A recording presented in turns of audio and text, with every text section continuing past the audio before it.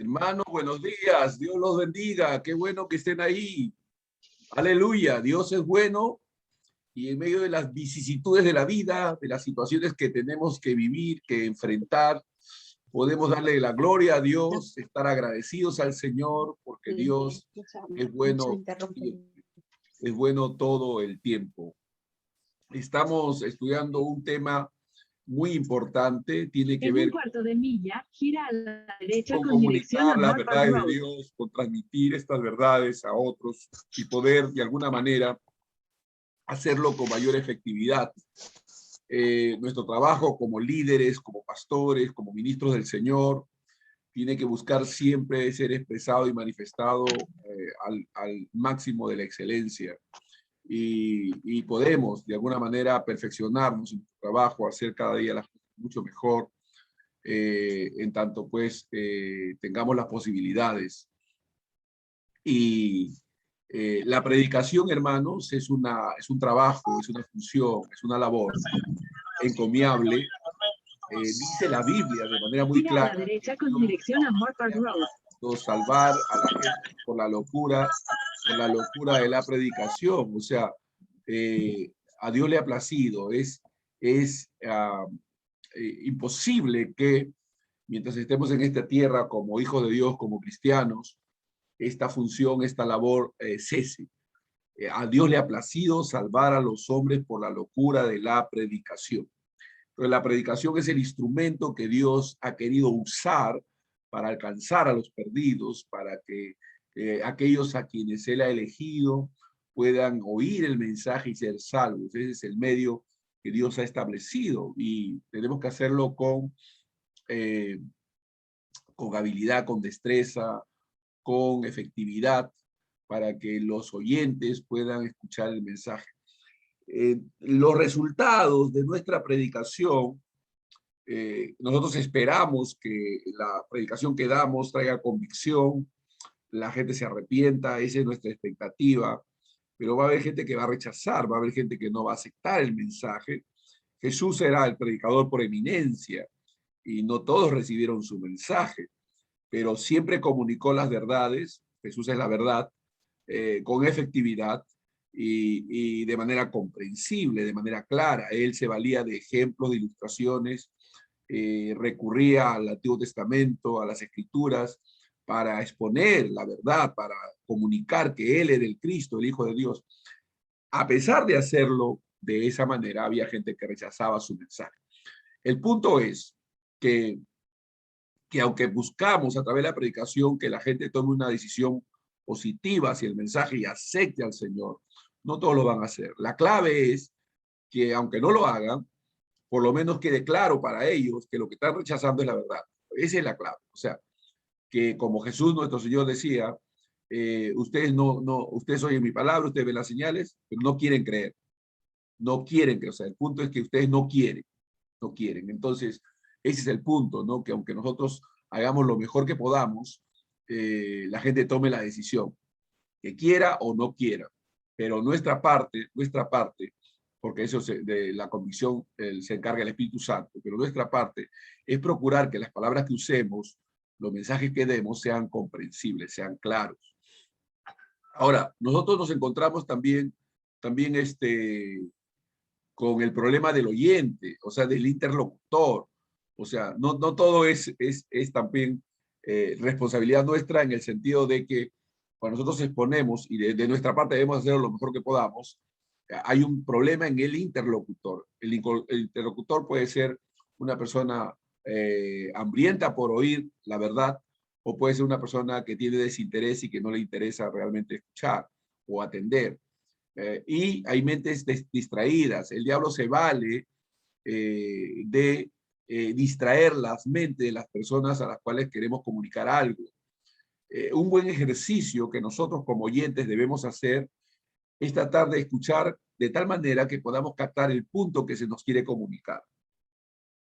Tenemos la mala costumbre, esto lo he visto, y yo procuro ejercitarme para rechazar esa tendencia de que cuando oímos algo, generalmente nos enfocamos en aquello que o no comprendemos o estamos en desacuerdo. en lugar de buscar oír el punto que se nos quiere transmitir.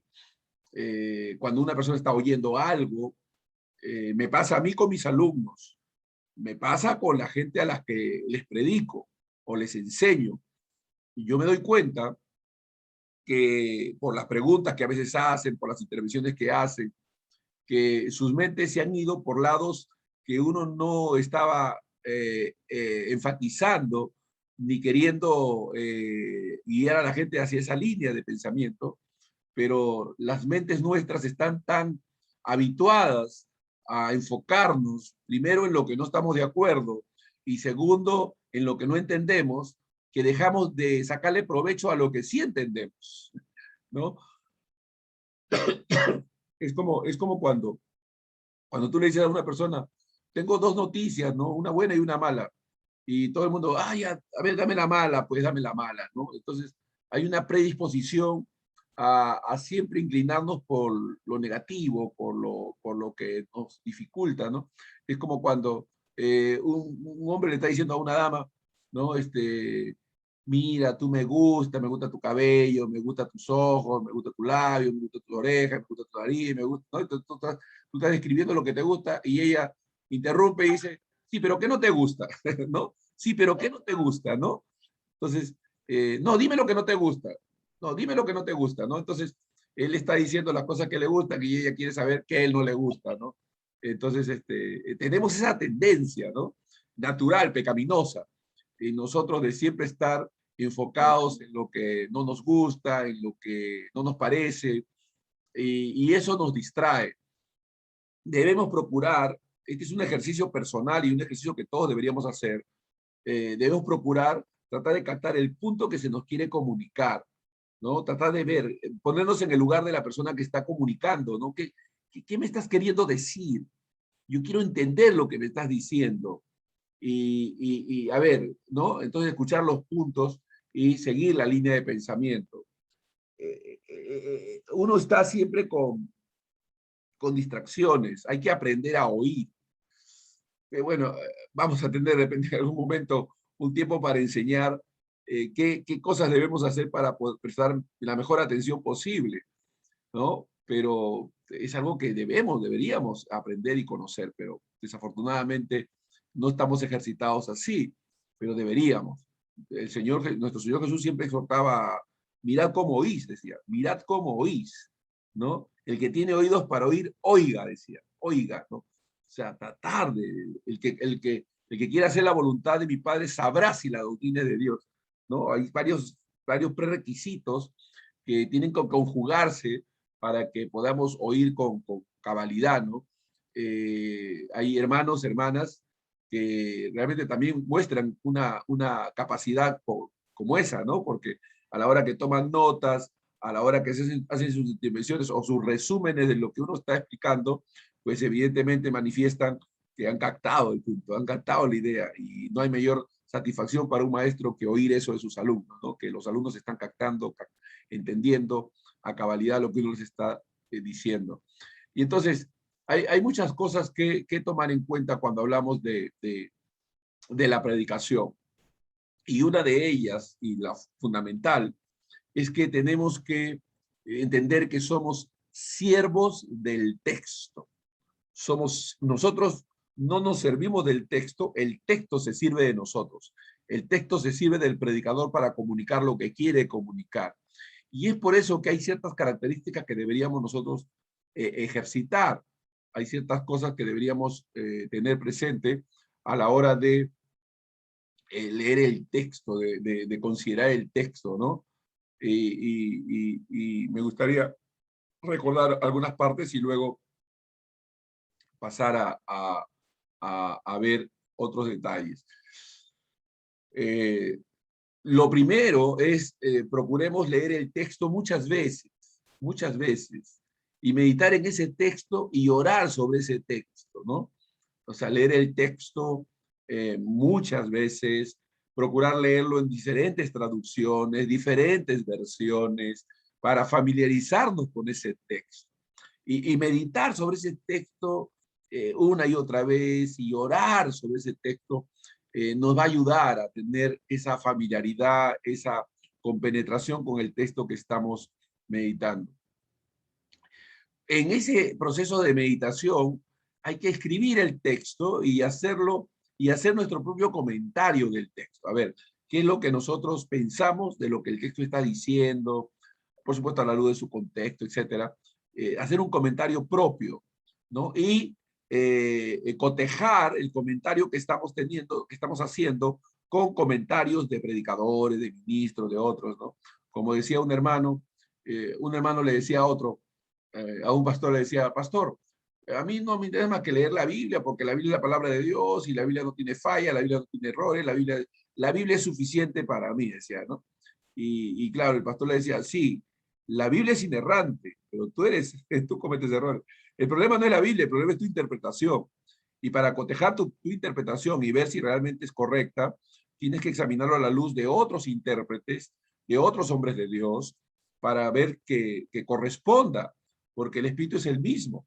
Entonces no puede ser que tú tengas una interpretación muy distinta a la que la mayoría de los hombres de Dios han llegado. No, pues no, algo no puede estar, no está bien en tu conclusión. Entonces hay que cotejar, hay que ver, verificar lo que estamos pensando a la luz de otros comentarios, y hay muchos comentarios bíblicos muy serios. Sobre todo el que yo recomiendo es el comentario bíblico de Matthew Henry, ¿no? Yo lo recomiendo muchísimo. Determinar la verdad principal del texto que vamos a enseñar, ¿no? Siempre hay una verdad principal que el texto arroja, y generalmente a veces el énfasis de la verdad está basada en la repetición. Hay términos repetitivos en el texto que nos dan luz acerca de cuál es la principal verdad que se está queriendo comunicar. Un mensaje siempre se trata de una sola cosa, no puede ser varios mensajes, ¿no? Una sola cosa. Y a veces los textos se han usado como pretextos para enseñar cosas equivocadas, erróneas. Y hay mucha gente que llega a conclusiones, a veces no hacen un estudio exegético del texto, concluyen fácilmente de una lectura superficial y sacan conclusiones erróneas por una lectura como esa. Y no, hay que estudiar, hay que profundizar, hay que ser serios.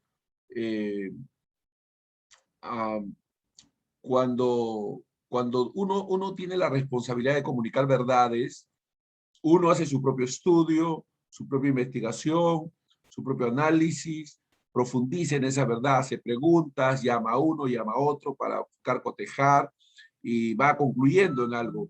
Y eso es lo que transmite. Por cierto, a la hora que ya comparte, ya lo hace servidito, ¿no? No tiene por qué estar dando detalles de todo lo que tuvo que hacer para llegar a esa verdad, a esa conclusión.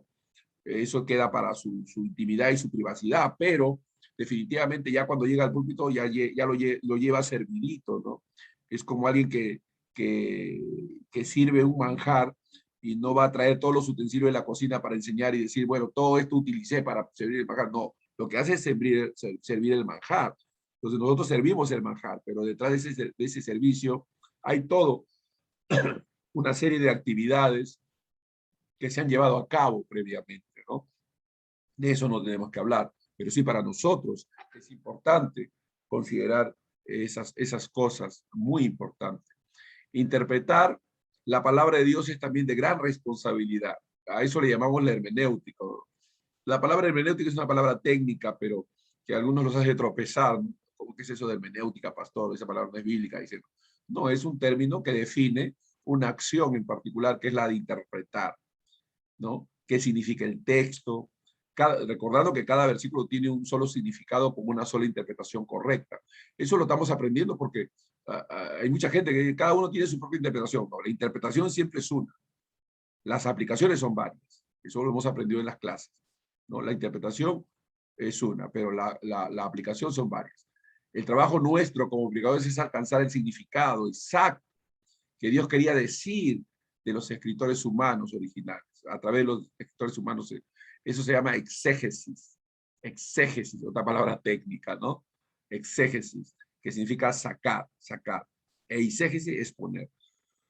Hay algunos principios de interpretación, estudiar y pensar en el contexto, tomar en cuenta el contexto. Una palabra sacada de su contexto puede significar cualquier cosa. Uno puede interpretar sacando una palabra de contexto equivocadamente, ¿no? Cuando una persona da una declaración, hace una entrevista o cosas así, y se puede manipular, se puede sacar sus palabras fuera de contexto y hacer pensar a la gente que estuvo diciendo tal cosa, ¿no? Entonces, no, es como cuando la Biblia, un hermano decía, la Biblia dice, hermano, que no hay Dios. La Biblia dice que no hay Dios. Y efectivamente, hay un texto que dice que no hay Dios. Hay un texto en el Salmo que dice no hay Dios.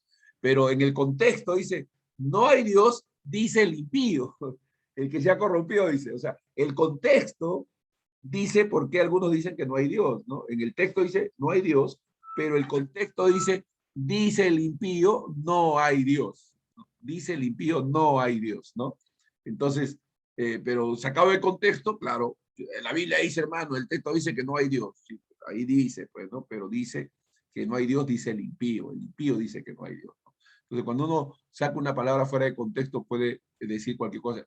Estudiar y pensar en el significado de las palabras claves, ¿no? Palabra clave como esperanza, fe, amor, justificación, santificación, regeneración, son palabras claves.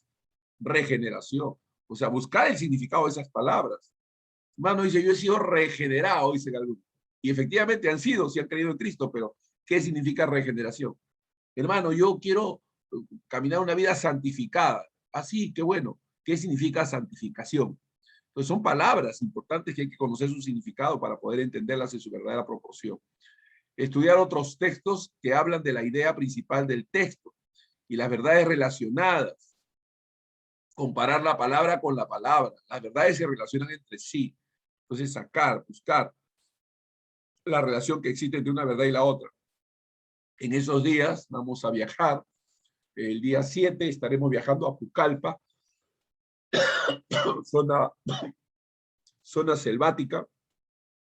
Estaremos viajando con el pastor José Luis Bermúdez, un amigo y consiervo entrañable, y vamos a estar explicando a los alumnos, vamos a tener alumnos yaminaguas, nos han dado la noticia, yaminaguas, chipivos, mancés, vamos a tener de varias comunidades, de varias etnias, como alumnos, algunos recién van a empezar y otros que están repitiendo el curso.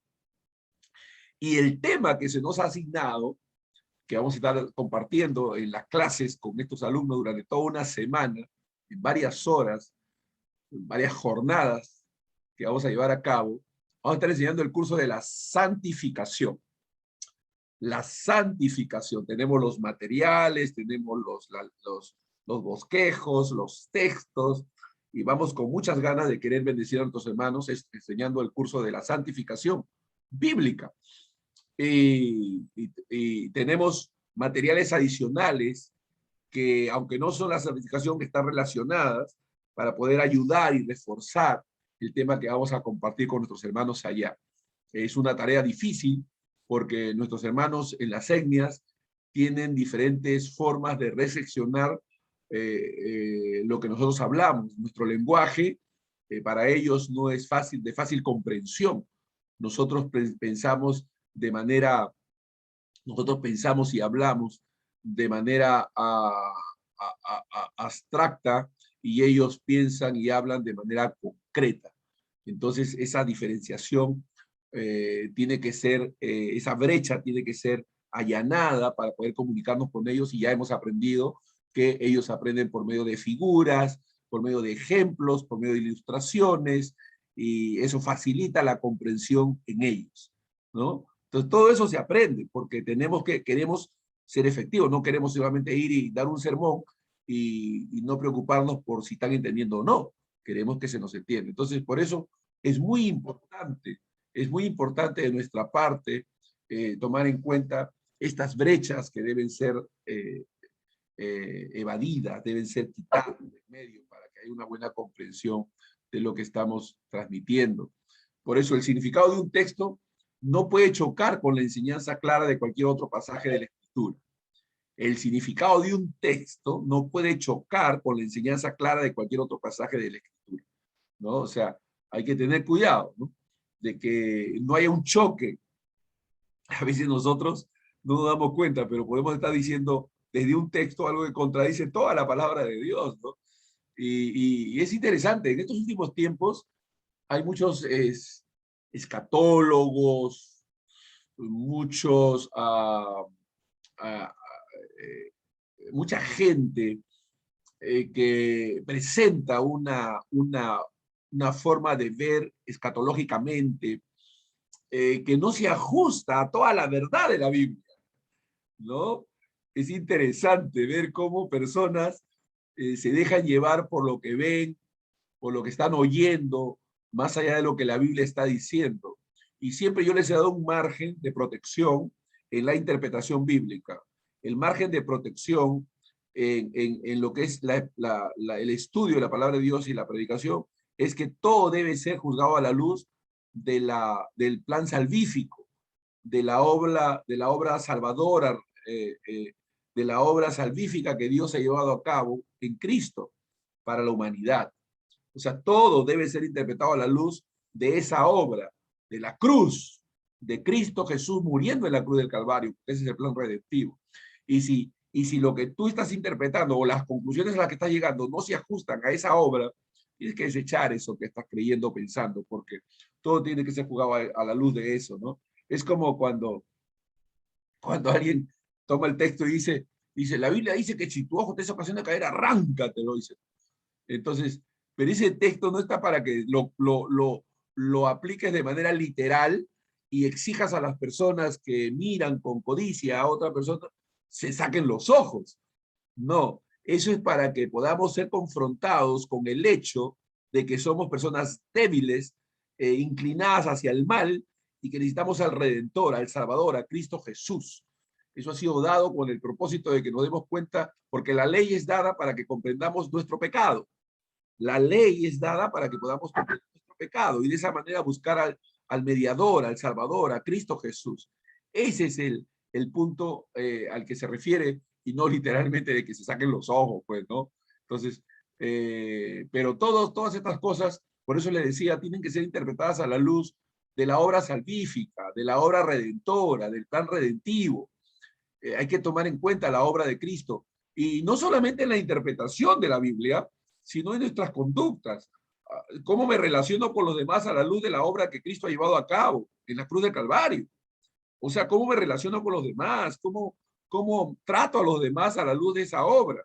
Porque, ¿qué es el hombre sino un hombre caído, pecador?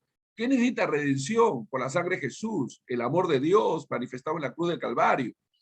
No un amor que consiente y permite el pecado, sino un amor que juzga el pecado y que da la alternativa de salvación, de redención, que es a través del arrepentimiento, creyendo y aceptando a Jesús como Señor y Salvador. Entonces, todas las verdades que nosotros podamos sacar de la Escritura tiene que ser meditada y juzgada a la luz de esa obra que es la verdad, que es Cristo Jesús muriendo en la cruz del Calvario. Si no, podemos equivocarnos. El significado de un texto no puede chocar, entonces. Hay armonía, las verdades armonizan. Hay armonía en la verdad de Dios. Hay que armonizar los pasajes difíciles y pocos claros a la luz de las verdades claras, ¿no? Hay pasajes difíciles, definitivamente, pero deben ser interpretados a la luz de las verdades claras presentadas en otras escrituras. Esto es el valor de una teología sistemática, ¿no? Si sabemos las verdades fundamentales, nos ayudará a interpretar correctamente cualquier parte de la Biblia. Es decir, proponte hacer un estudio, por ejemplo, cristológico. Ustedes son mis alumnos, yo les facilito. Mire, por ejemplo, asígnese a usted la tarea de estudiar cristología. Usted vaya, googlea y pone cristología. Y le va a salir una serie de links donde va a encontrar temas que hablen sobre Cristo y cómo relacionar la obra de Cristo, el Mesías, quién es el Cristo, lo que fue dicho acerca de las profecías, cómo se cumplió su venida, etcétera, y qué obra total y absoluta llevó a cabo. O sea, podemos asignarnos. Bueno, yo voy a estudiar cristología, un mes cristología, Un mes, neumatología, todo lo que tiene que ver con el Espíritu Santo. Hay muchos materiales. Hace unos días me llamó un pastor y me dice, Otoniel, ¿tienes un tema sobre el Espíritu Santo, neumatología? Por supuesto, le dije, acá te mando algunos PDFs, te van a ayudar. Tengo algunos sistemáticos y tengo otros que son lecturas que pueden también, digamos, llenarte de pensamientos y ideas acerca de la persona del Espíritu Santo a través de determinadas lecturas que te pueden iluminar y ayudar. Y también tengo el curso de manera sistematizada para que lo puedas no solamente aprender tú, sino enseñar a otros. Ah, magnífico, me dice el pastor, gloria a Dios. Entonces, así, usted puede estudiar el curso de neumatología, por ejemplo. Después puede estudiar otro curso sobre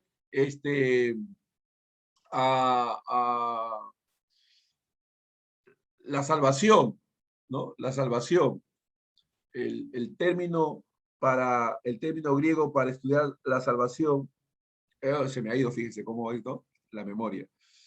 Pero, por ejemplo, temas sobre la salvación, a ver, está escatología, neumatología,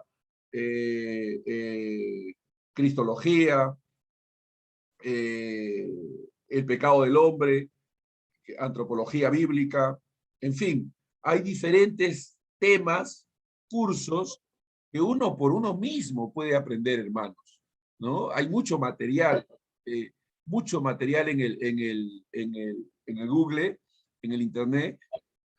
Por supuesto, hay que saber discriminar, ¿no? No le vaya a ser que a algunos les toca páginas como de los mormones, a otros les toca páginas como de los testigos de Jehová y no saben diferenciar. Una vez un pastor me dice, Otonía, estoy haciendo un curso acá en este link. Y yo le, a ver, déjame ver, déjame revisar. Era una página de los testigos de Jehová. Y él me dice, y yo le digo, oye, varón, sí, no me di cuenta. No, pues tienes que examinar a quién pertenece ese link, de dónde viene, qué es lo que son sus creencias. O sea, no vas a, porque pones un título y luego entras a cualquier link. No, hay que examinar o pedir consejo, ¿no? Pedir consejo, ¿no? Pastor, ¿qué link, qué cosas me pueden ayudar para estudiar tal tema?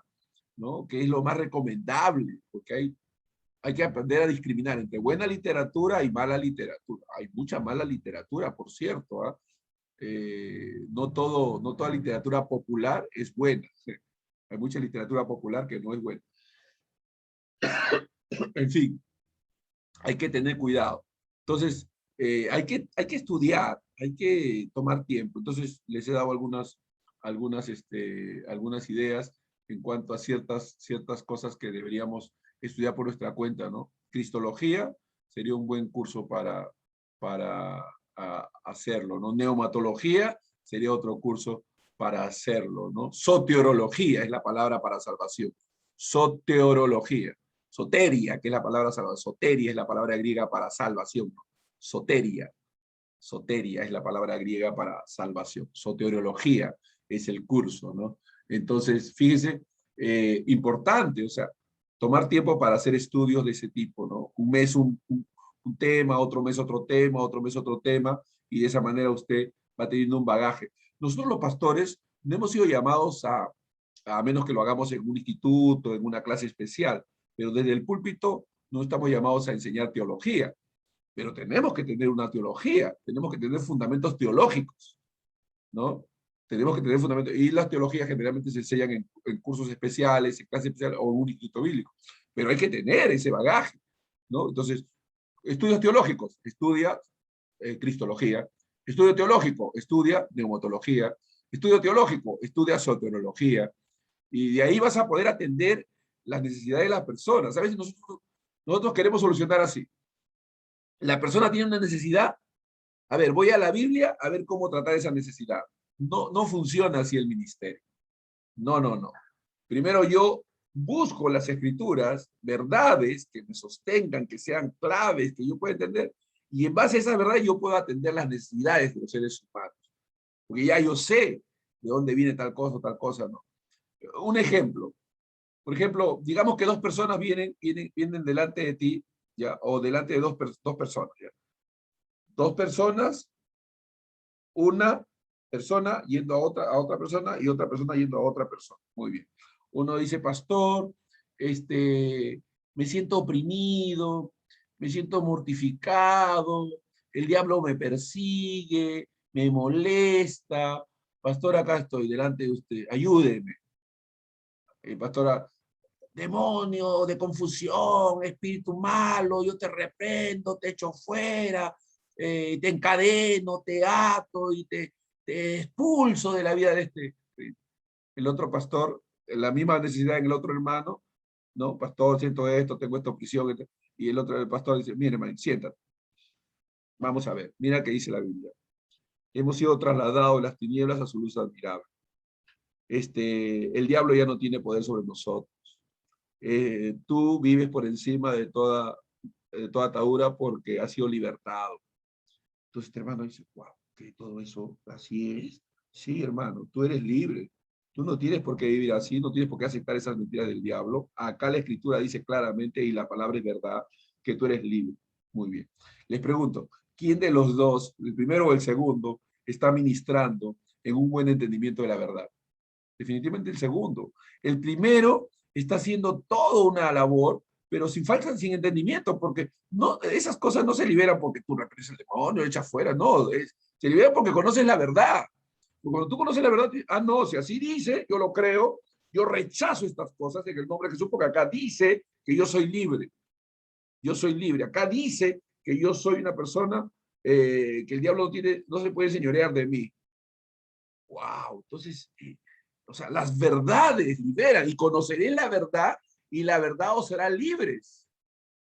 No dice iréis para que alguien los eche fuera el demonio. No, no, no. Acá dice, sí se echan fuera demonios en situaciones particulares, pues hay liberación. Hemos tenido experiencia de echar fuera demonios en diferentes situaciones y circunstancias. Pero cuando se trata de verdades, es la verdad la que libera, no reprender.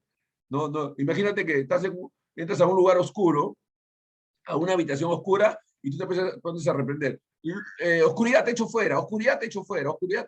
No, no se va a ir la oscuridad fuera porque tú dices que la oscuridad se vaya fuera. No, agarras, prendes el interruptor y la luz alumbra. ¿Qué tienes que hacer? Prender el interruptor. Por más que te mates gritando en esa habitación oscura, que la oscuridad se vaya, no se va a ir a menos que prendas el interruptor. El foco alumbre. Igual, la palabra de Dios, tienes que abrir la palabra de Dios y mostrar lo que la Biblia dice para que la gente sea libre. La gente quiere soluciones inmediatas, pero no quiere escuchar la palabra de Dios, ¿no? Hay que exponerlos a la palabra, porque la palabra de Dios es la que transforma, la que cambia, es el conocimiento. Tú no vas a ir más allá de tus pensamientos, tú no vas a ir más allá de tus convicciones. Tienes que tener claras convicciones de lo que la palabra de Dios enseña y cómo tratar con cada situación a la luz de la palabra de Dios. Por eso es importante la teología, por eso es importante el fundamento bíblico, ¿no? Interpretar a la luz de verdades claves.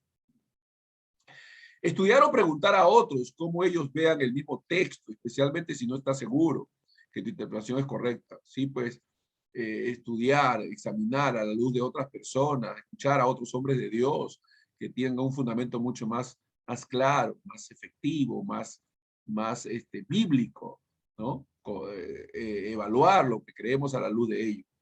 Comprender que la naturaleza pecadora va en contra de una interpretación correcta de la Escritura. Es decir, no podemos limitar nuestro estudio de la Biblia a nuestra mente carnal y natural. Hay que buscar a Dios. El hombre no quiere aceptar la verdad de Dios como es, pero tratará de hacerlo, decir lo que desea que signifique. O sea, el hombre va a manipular la Escritura. Que va a querer dar al texto un significado carnal o hombrecéntrico, a menos que el hombre comprenda su propia depravación, se arrepienta profundamente, se humille y por la gracia de Dios, ¿no? Va a poder tener un significado correcto del texto. Entonces, muy importante entender que debemos buscar en Dios sabiduría, ¿no? Dios da sabiduría. Si alguno de vosotros tiene falta de sabiduría, pídala a Dios, el cual da abundantemente y sin reproche. Me hacen una pregunta, ¿en qué circunstancias se echa fuera demonios? Se echa fuera demonios cuando el Espíritu Santo te muestra que es una persona endemoniada, ¿no? Cuando el Espíritu Santo te lo muestra, hay discernimiento de espíritus, hay palabra de ciencia que te muestra, o cuando las señales pues son tan evidentes, ¿no? Que a través de ciertas manifestaciones que son extrañas a lo humano. Entonces, pero no pretender que todas las personas están endemoniadas y querer echarle fuera demonios a todas las personas. No, Jesús no hizo eso. Jesús no le echó fuera demonios a cada una de las personas con las cuales se relacionó. A algunos ni siquiera le mencionó demonios. En algunos casos simplemente les predicó y les ministró. Les dijo serpientes, sepulcros blanqueados, ¿no? Generación de víboras. O sea, le reprendió al hombre, no a Satanás, ¿no? Y en algunos casos excepcionales, porque la Biblia muestra casos excepcionales donde él echó fuera demonios, ¿no? No estuvo echando fuera demonios en todo lugar donde iba y a todas las personas que se encontraban, ¿no? Pues, o sea, al hombre rico no le dijo, tú tienes un espíritu de avaricia, te voy a echar fuera ese espíritu de avaricia, ¿no? No, no, le dijo de frente, tu corazón está en las riquezas, ¿no? Arrepiéntete, ¿no? Entonces, es así, o sea, no todo, no en todos hay ¿no? Oh, todas las enfermedades vienen, no, todas las enfermedades vienen del diablo, pues, ¿no? O sea, el diablo se vale de las enfermedades para, la enfermedad es producto no del diablo, sino producto de la caída, del pecado de Adán, ¿no? El pecado en Adán. Y entonces, debido a la caída, el ser humano está propenso a enfermarse, a enfermedades. Y por supuesto, en algunos casos, en algunos casos, hay una enfermedad u otra que puede ser producto del enemigo, ¿no? Pero no siempre, ¿no? Graciosa la pregunta. Pero bueno, ya, es importante que podamos entender estas verdades. Y ustedes por WhatsApp pueden hacerme preguntas y yo puedo atender algunas inquietudes, alguna cosa, y darles los textos y darles material para que puedan hacer un estudio propio particular sobre determinados temas, ¿no? Por ejemplo, temas de endemoniados, de echar fuera demonios y cosas así. Hay materiales que pueden ayudar, específicamente en temas así particulares y puntuales, ¿no? Que pueden ayudar. Pero es importante que tengamos buen fundamento. Hay muchas cosas distractivas. Un pastor me contaba, por ejemplo, que en su iglesia estaban, habían tenido una experiencia con un endemoniado, una persona endemoniada, y de repente ya los domingos se habían tornado cultos de liberación, los domingos. E inclusive, como algunos en manifestaciones vomitaban, ya a la hora que entraba la gente se les daba una bolsita, por si acaso no vaya a tener endemoniado y de repente vayan a vomitar, ¿no? Se le daba, ya se le seleccionaba a los hermanos en los cultos y se le daba su bolsita, ¿no?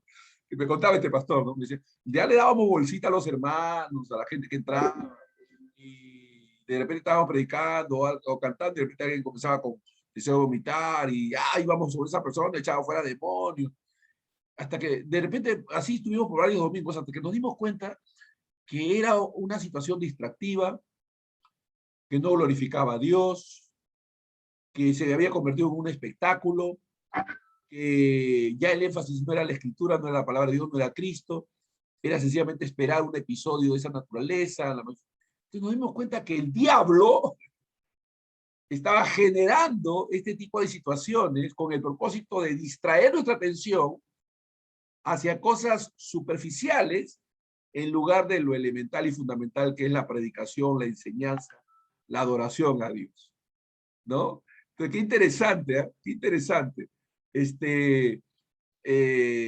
Hay situaciones así. Entonces, él decidió llamar la atención a los hermanos. No vamos a dar bolsitas. Acá no va a haber nadie que tenga manifestaciones demoníacas ni nada de eso. Entonces, vamos a orar y vamos a ministrar y vamos a adorar a Dios. Al siguiente domingo nadie vomitó, no hubo convulsiones, todo eso. Había más orden. Entonces, fíjense cómo hay que tener criterio, sentido espiritual, no dejarse llevar por cosas que, como cuando dice que los demonios hablaban y solo los callaban, los mandaba a callar. Ahora la gente hace que los demonios hablen, ¿no? Llaman a un demonio para que hable. Y Jesús dice que reprendía y los hacía callar. Qué diferente, ¿no? Qué diferente, los hacía callar. Y entonces acá hay un pastor que está queriendo que la gente, que los demonios hablen, ¿no? Pues, o sea, hay que hacer lo que Jesús hacía, pues, ¿no? Reprender cuando sea así necesario, guiados por el Espíritu de Dios, y hacerlo buscando que sea Dios glorificado y no atraer la atención sobre nosotros, ¿no? Como si fuéramos los grandes liberadores. Porque hay que tener cuidado cómo usamos el don. Los dones que Dios nos ha dado son para atraer la atención, no hacia el don, no hacia el poseedor del don, sino hacia Cristo. ¿Me entendió eso? O sea, los dones que Dios nos los ha dado para que lo administremos de tal manera que no atraigamos nuestra atención de la gente hacia el don, hacia la persona que tiene el don, sino hacia Cristo. Esa es nuestra tarea, llevar a la gente hacia Cristo, que conozcan mejor al Señor, que dependan mejor de Él y que lo amen a Él y que sepan que en Él está la completa liberación, el completo perdón, la vida completa, ¿no? El que tiene el Hijo tiene la vida. Entonces, todo eso debe ser considerado como fundamental e importante. Amén. La luz, a la luz de la verdad. Ahora, en la próxima clase voy a hablar sobre las ilustraciones que usamos. Me he encontrado con personas que usan mal las ilustraciones, las usan simplemente porque la ocasión se da como para contar un cuento o una historia y no debe ser ese el propósito, llenar vacíos. Hay que tener cuidado. Las ilustraciones son claves en nuestra exposición y predicación, en nuestra enseñanza. Usar las ilustraciones adecuadas. Pero voy a dedicar un tiempo específico en la próxima clase a este tema para ayudar, porque la ilustración es como una ventana en medio de una habitación. Está puesta ahí para dar luz, para que entre la luz. Pero la meta es que haya luz, no quedarnos en la ilustración. La ilustración es un medio para clarificar las ideas, pero no para quedarnos en la ilustración. Entonces, en la próxima clase daré y trataré este tema de manera particular.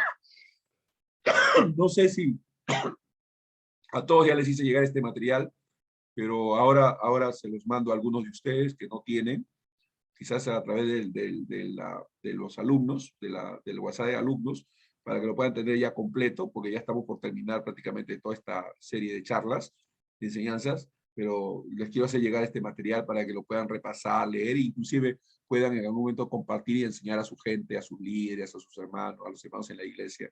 Les va a ayudar, ¿no? Para que puedan tener, primero usted estudiándolo para usted mismo y luego compartiéndolo a otros también, porque uno aprende enseñando también. Yo aprendo mucho enseñando. Así que les voy a ayudar muchísimo. Vamos a orar. Padre, en el nombre de Jesús te damos gracias por este tiempo precioso, por este tiempo de enseñanza. Ayúdanos, Señor, a ser fieles, a comprender estas verdades. Y ilumina nuestra mente y nuestros corazones y guárdanos, Señor. En el nombre de Jesús. Gracias, Señor. Amén, amén. Amén. Gloria a Dios. Amén. ¿Tienen alguna pregunta, hermanos? ¿Alguna inquietud? ¿Alguna duda? A ver, ¿quieren compartir algo conmigo? Lo pueden hacer con toda libertad. A ver, ¿quién dice yo? Amén. ¿Alguien quiere comentar, hacer una pregunta?